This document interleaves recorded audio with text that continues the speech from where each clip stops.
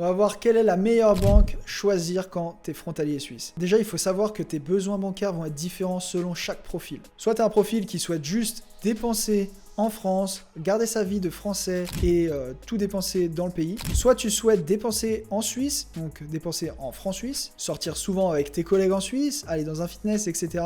Et là, peut-être que ça va être différent. Donc là, déjà, on va voir le profil numéro 1, donc celui qui dépense que en France. On va voir les différentes options qui s'offrent à toi. Et dans le profil 2, on va voir celui qui préfère dépenser en Suisse, avoir des activités dans le pays et quels sont les meilleurs services bancaires pour toi. Ok, on va commencer par le profil numéro 2, donc celui qui dépense énormément en Suisse. Donc là, je vais te conseiller plusieurs banques suisses comme UBS, Crédit Agricole Next Bank, le Crédit Suisse, etc., etc. Les frais mensuels et la gestion de compte sont quand même plus élevés qu'en France. Ça va être aux alentours des 8 à 15 francs par mois. Et ensuite, tu vas pouvoir faire des virements SEPA vers ton compte bancaire français. Donc souvent, les frais ils sont quand même assez élevés et même le taux de change peut être assez élevé pour faire cette manipulation. Mais ça te permet de dépenser en Suisse, là, sans aucun frais. Ok, maintenant, on va passer au profil numéro 1, donc celui qui dépense exclusivement en France. Donc là, tu as l'option banque française, donc là, tu as le Crédit Agricole, le CIC, qui propose des comptes en CHF pour les frontaliers, qui permet de rapatrier son argent directement sur son compte, et ensuite, eux s'occupent du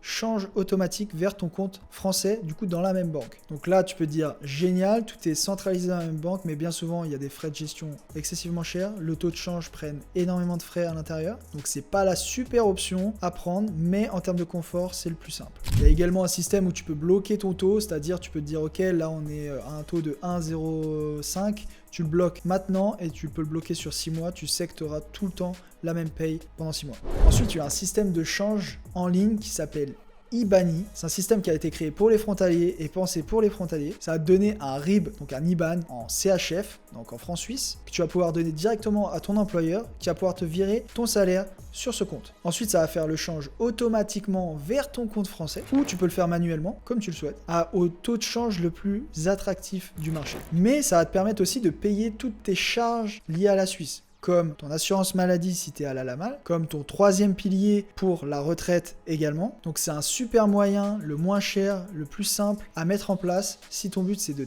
dépenser en France, mais de pouvoir payer toutes les charges que tu as en Suisse. Donc voilà, pour moi, c'est l'une des meilleures solutions à mettre en place si tu es frontalier et que tu n'as pas vraiment d'intérêt en Suisse. Après, si voilà, tu sors souvent en Suisse, tu vas voir tes collègues, tu as un fitness à payer dans le pays, peut-être que ça peut être intéressant d'avoir une banque suisse. Voilà mon ami, on a vu les différentes options qui s'offrent à toi. Maintenant, si tu as envie de te créer ta liberté financière en devenant frontalier suisse, si tu as envie de mettre toutes les chances de ton côté, je t'ai créé un guide de A à Z complètement gratuit dans lequel je te dis comment devenir frontalier suisse étape par étape. Tu as juste à cliquer sur le premier lien dans la description. Force à toi mon ami.